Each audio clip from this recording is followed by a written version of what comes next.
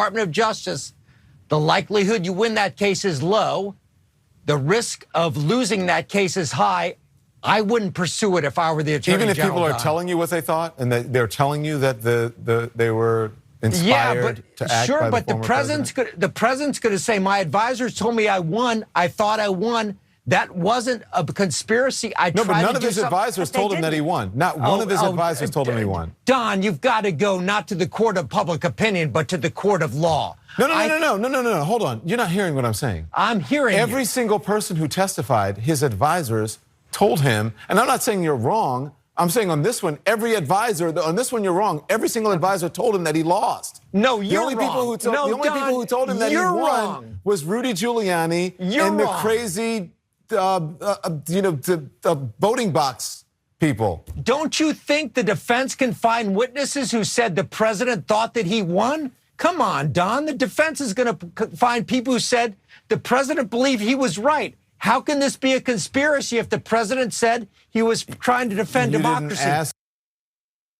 Okay, so at the end of the day, what Phill Mudd thinks about the DOJ or Trump or whatever doesn't necessarily matter, especially considering that at an earlier point in his discussion with Don Lemon, he said that he was thus far not convinced that Trump was willing to see violence if that's what took him to stay in office, when that's, I mean, it's been a year and a half of not only the fact that he sent the people to riot, but also was openly talking about the potential death of Mike Pence. So let's dispense with that. But I think it's an interesting debate though about is this something you could actually prove? If the point that we've reached in America is that whether Trump can potentially go to jail or not is based on whether people believe his, what is being called the George Costanza defense, that it's not a lie if you believe it. Basically, that's where Trump's at. So that is, if that's where we're at, that is a difficult thing to prove.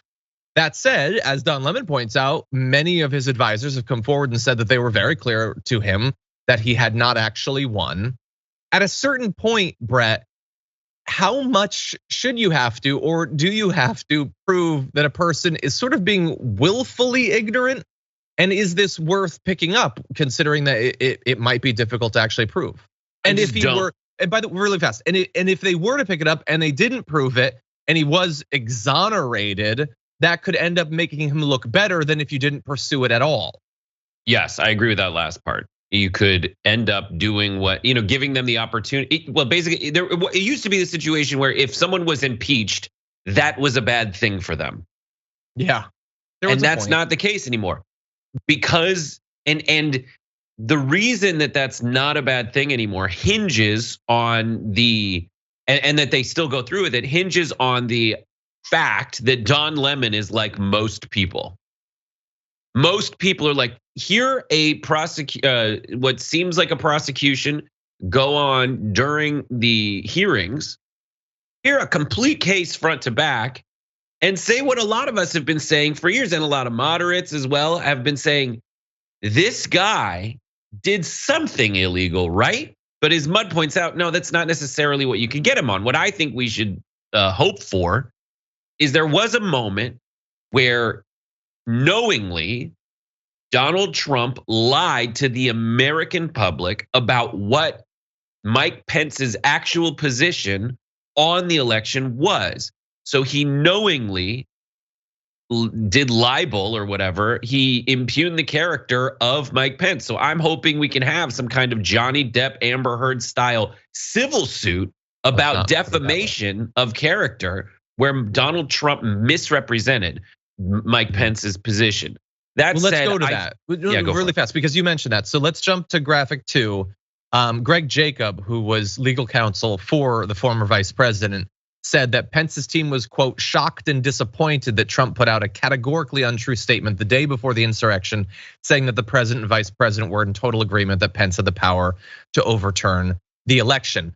And really fast on that, like, Phill Mudd can say that maybe they can find somebody who can come in and say that they thought that Trump had won. So maybe some advisors are saying he lost, some were saying that he won, but he definitely knew that Pence had said that Pence can't overturn the election, and he lied about it. And he continued to advocate for it in the speech that sent people to the Capitol. that might be harder to weasel out of. The reason for the hearing is hope, sadly. It's hope that just telling the American people what happened will inspire in enough decent human Americans. It'll inspire them to say, I think Donald Trump should never be anywhere close to the White House. And when it comes time to vote for that, that's where it will play out. And that's the only thing that any reasonable person should be holding out hope for, realistically. That's why this is happening. That's why it's playing out the way it is, how it is, and when it is, and in the modes that it's playing out in. But there's definitely like one massive apparatus that's keeping anyone from hearing about it and talking trash about it. But if you watch those hearings in their entirety, which you can do when they're happening, we're streaming specials every time a hearing happens and reacting to it on the spot. You know for a fact that there's no, like, Donald Trump did something that is hateful and hostile toward the concept of America. And all the people that are kind of footing around and trying to get to that point where they're like, I'm not quite sure. I think I should advocate for anything other than holding together the institution of democracy in America. They're making a point, but they're not making the point. The most important thing right now is that Donald Trump is the single biggest threat to America, because he just proved, and as we're hearing in great detail with photos John's gonna show you, he got to the point where every other person in the history of America who's lost those elections has said, I lost, this is America, we peacefully transfer power. Every reasonable person did that. But Donald Trump literally said, wouldn't it be cool if we went full coup? Yeah. Well, that's the point, the only point. I mean, I want to show you one image. This is pretty crazy. I saw this going around yesterday. This is back on Graphic One. Apologies to the director. This is Mike Pence, almost as if it was staged, holding up a phone. That is him watching in real time the video that Trump finally begrudgingly posted, where he told the people who were at that moment trying to murder Mike Pence that I love you, you're very special people. And Mike Pence at this point had already declined to leave with Secret Service. And it's not incredibly clear why. Apparently, there's the idea that he was worried that if he left, that he wasn't sure what would happen to the process and maybe they would find some way to overturn it, or that he didn't know the agents who were gonna be taking him away. The entire thing is scary. That is the state that the vice president was in. And I know that in some ways, Mike Pence has been forced to move past this. He clearly doesn't like Trump anymore, but anyone else would be making a way bigger deal of the fact that the guy you used to work for was perfectly fine with a mob murdering you. But that image is so crazy, because at that moment, he had no idea what was gonna happen to him or to his country. And Trump was trying to maintain the affections of his murderous mob. That was his priority. And I wanna go to just a couple of numbers, because we can debate how likely the case to get Trump would be to actually work. In terms of what people think about it, according to new research from Navigator Research, 54% of respondents backed the idea of the DOJ indicting Trump over the insurrection. 37% opposed it, and obviously, you're not gonna be surprised to find out there are big partisan differences. With 71% of Republicans opposed, 21% support the idea. More than a fifth of Republicans want Trump to be, now maybe some of them think it would be so that he could clear his name or something, I don't know. But that's a high number. 86% of Democrats, 47% of independents also want him to be indicted. So, I mean, it would be difficult, honestly, but the stakes are also incredibly high. So Brett, I don't know. I mean, I don't know what the next section of this is, but just very quickly. We're gonna be moving on to John Eastman in a little bit, but give me your thoughts about this. So this is all based on the concept that the right wing takes a very real concern that any reasonable person could have.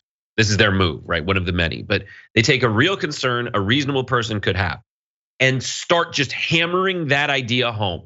that is terrible what's happening in this very specific instance. But then over time, they use the same term and broaden its definition so it applies to everything. In this specific situation, it's the news media and American institutions like the Congress. So essentially what they do is they say, listen, most people want this kind of policy, but Congress never makes it happen. You hate it. They broaden that definition to mean that every American institution of democracy is wrong and broken and rigged against you. In doing so, there is an admission from Trump's own legal team that he knows he would lose in the Supreme Court 9-0 if he tried to do this. But he very brazenly says, wouldn't it be cool if we, just let's take a leap of faith and believe that we've broadened the definition of America's institutions are broken to include something that provably, by all accounts of all reasonable people, is not broken. And that's the leap of faith they were going to take. But sadly, that leap of faith is into an abyss of anarchy, lawlessness, and the absolute dissolution of what America should be. Period. They did that. And the other part was the news media, where they're like, well, we'll just say like fake news, everything's fake news. And they lump that and it's rigged and America's broken into it. But they say they want to make America great again, but they're just going to unmake America. That's what it is, period.